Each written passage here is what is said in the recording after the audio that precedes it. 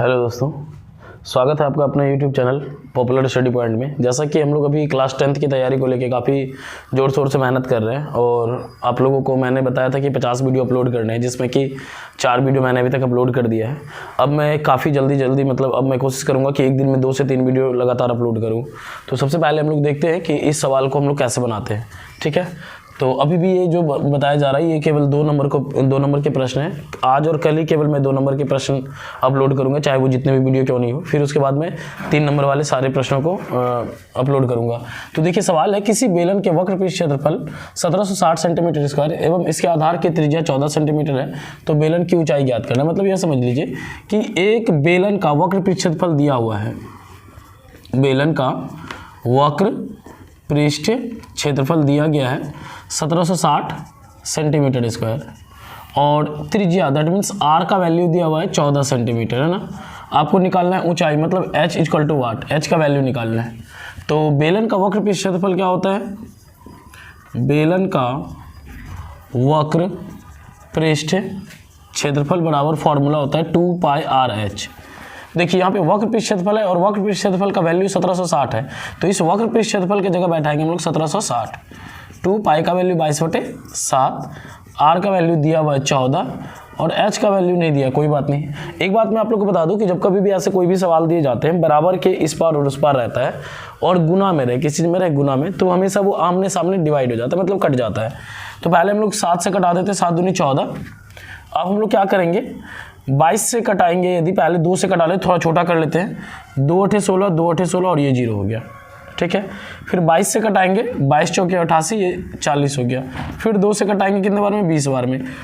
कुल मिला के हम लोग देखेंगे इधर h बच गया और इधर बराबर की साइड 20 बच गया, मतलब ऊंचाई आपका क्या हो गया? 20। तो आपको नीचे में एक लाइन और बढ़ा के लिखना है, इसीलिए ऊंचाई बराबर 20। इससे आपके क्या होंगे, एक भी नंबर नहीं कटेंगे 20 सेंटीमीटर, क्योंकि सारी चीज़ सेंटीमीटर में है, इसीलिए ऊंचाई भी क्या हो जाएगा? 20 सेंटीमीटर।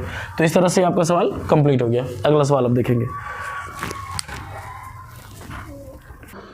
दूसरा नंबर सवाल, एक समांतर श्रेणी का चौथा पद 11 है। मैं बार बार समांतर श्रेणी के सवाल जब कभी भी बताता हूँ तो मैं ये बार बार आप लोगों को रिपीट करता हूँ कि जब कभी भी जितना भी पद दिया रहेगा उसमें से एक घटा लेते हैं। चौथा पद है मतलब a+3d, 7वां पद होगा a+6d, मतलब जितना भी पद रहेगा ना उसके में एक घटा के d लगा देना उसके साथ। 5वां पद तो a+4d, है ना। तो इस तरह से तो आप यहाँ पे देख सकते हैं एक समांतर श्रेणी का चौथा पद 11 है। कौन सा पद? चौथा पद। देखिएगा ध्यान से, चौथा पद कितना है? चौथा पद बराबर 11। तो जब चौथा पद रहेगा तो चौथा में 4 में 1 घटा लेंगे, क्या हो जाएगा? 3 बराबर कितना? 11। इक्वेशन क्या? फर्स्ट। ठीक है, उसके बाद देखिए क्या कह रहा है, इसके 5वें पद, इसके 5वें पद तथा 7वें पदों का योग, 7वें पदों का योग मतलब प्लस कितना है? 34 है। ठीक है, अब देखिए 5वां पद क्या हो जाएगा? a+4d, एक घटाना था, ये प्लस है, प्लस रहने दीजिए। 7वां पद क्या हो जाएगा? 6d, a+6d बराबर कितना? 34। एक और एक मिलके 2a + 4 और 6 10d बराबर कितना? 34। ठीक है, दोनों में 2 कॉमन है, 2 2 कट जाएगा। a 2 से 14 7 बार में, सॉरी 2 से 10 5 बार में, और यहाँ कितना? 34। अब 2 से डिवाइड हो जाएगा कितने बार में? 17 बार में। तो ये हो गया a+5d बराबर कितना? 17। इक्वेशन क्या? सेकेंड। अब क्या करेंगे? एकदम सिंपल है, समीकरण 1 तथा 2 से क्या करेंगे? समीकरण 1 तथा 2 से, समीकरण 1 तथा 2 से। समीकरण 1 पहले आप लोगों ने लिखा था a+3d बराबर 11। दूसरा लिखा था a+5d बराबर 17।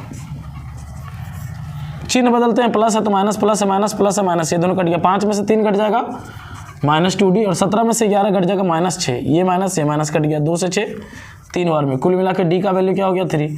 यही आपको निकालना था सारबंतर, तो आपको नीचे में लिखना है, इसीलिए सारबंतर बराबर 3 आंसर। इस तरह से लिखेंगे तो आपका एक भी नंबर नहीं कटेगा। यदि आप यहाँ पे गलती से d बराबर 3 लिख के यदि छोड़ देते तो आपका नंबर एक नंबर काट लिया जा सकता है, लेकिन जैसे ही आपने नीचे में ये सामने पूरा का पूरा मेंशन कर देना है कि इसीलिए सारबंतर बराबर 3, तो आपका किसी भी परिस्थिति में गलत नहीं हो सकता है। चलिए तीसरा नंबर सवाल देखते हैं।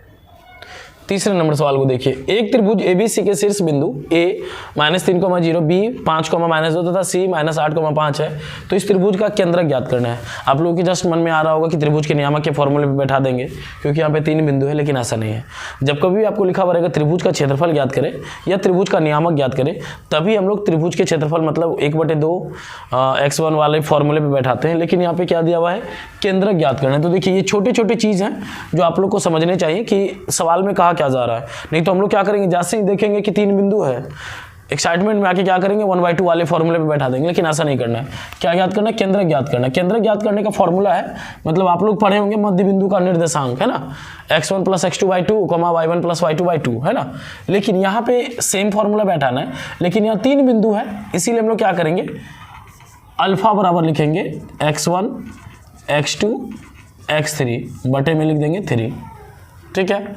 फिर इधर लिख देंगे बीटा। फिर वही हम सभी जानते हैं कि x को हम लोग अल्फा भी कहते हैं और y को हम लोग बीटा भी कहते हैं। तो इसीलिए बीटा को अब क्या करेंगे, y1 y2 y3 बटे क्या 3। अब देखिए क्या करना है, एकदम सिंपल प्रोसेस में आपको बताता हूँ, करना कुछ भी नहीं है।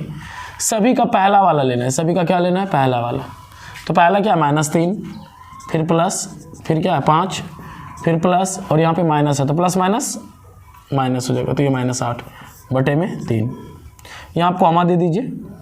फिर यहाँ देखिए, ये तो आपने पहले ले लिया सभी का। अब जो बच गया उसको लेंगे। क्या बच गया था, 0, क्या बच गया था -2, फिर क्या बच गया था 5, तो यहाँ +5।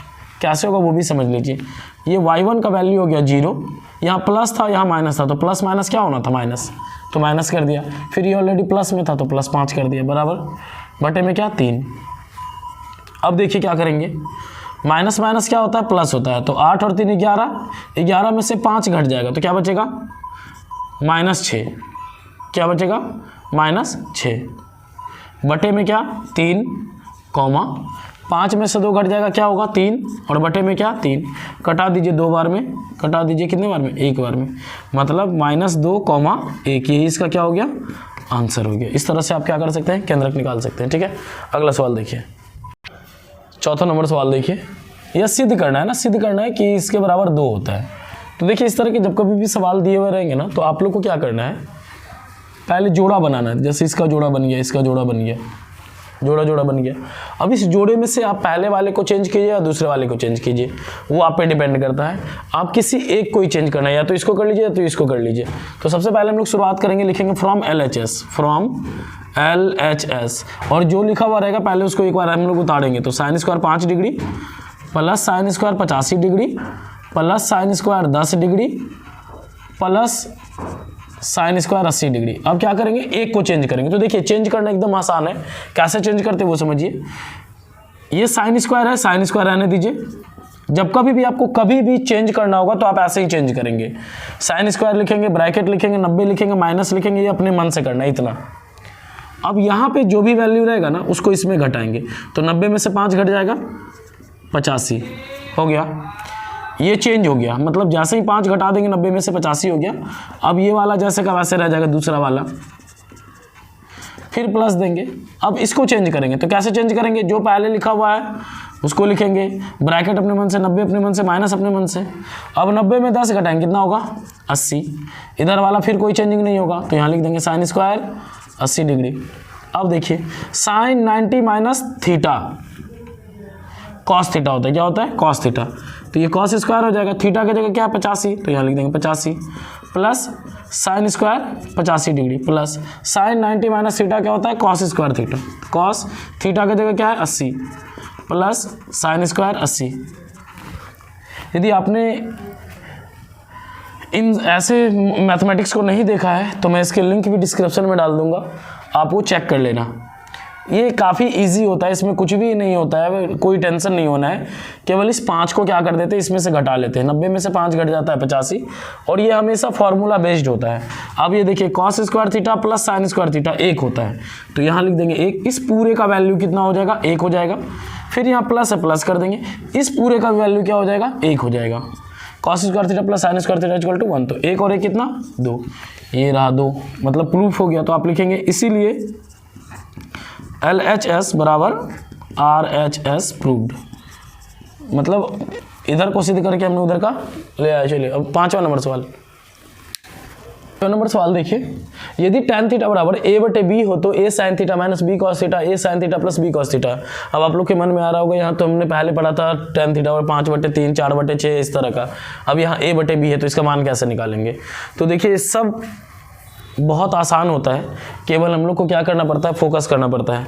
कैसे हम लोग किसी और भी चीज़ पर फोकस करते हैं या नहीं, तो उसी तरह थोड़ा मैथमेटिक्स पे भी फोकस करेंगे और पढ़ाई पे भी फोकस करेंगे तो मंजिल अवश्य मिल जाएगा। तो अच्छे से केवल फोकस करना है किस चीज़ पे, पढ़ाई पे, नहीं तो बस सारा काम गड़बड़ा जाएगा, है ही नहीं। तो चलिए देखिए यहाँ लिखा हुआ है tan थीटा बराबर a/b। tan थीटा बराबर क्या है, a/b। तो tan थीटा का और एक आप फॉर्मूला पढ़ेंगे, sin theta by cos theta होता है, sin theta by cos theta. ये किसका फॉर्मूला होता है, tan थीटा का फॉर्मूला होता है। tan थीटा बराबर sin theta by cos theta. तो ये सामने वाला sin का वैल्यू हो गया और ये cos के सामने वाला इसका वैल्यू हो गया।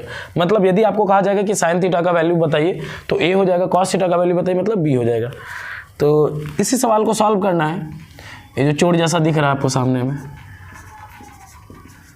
साइन थीटा वाला सवाल देखने से पहले सभी बच्चे का चेहरा ही पहले उतर जाता है, बाप रे साइन वाला आ गया।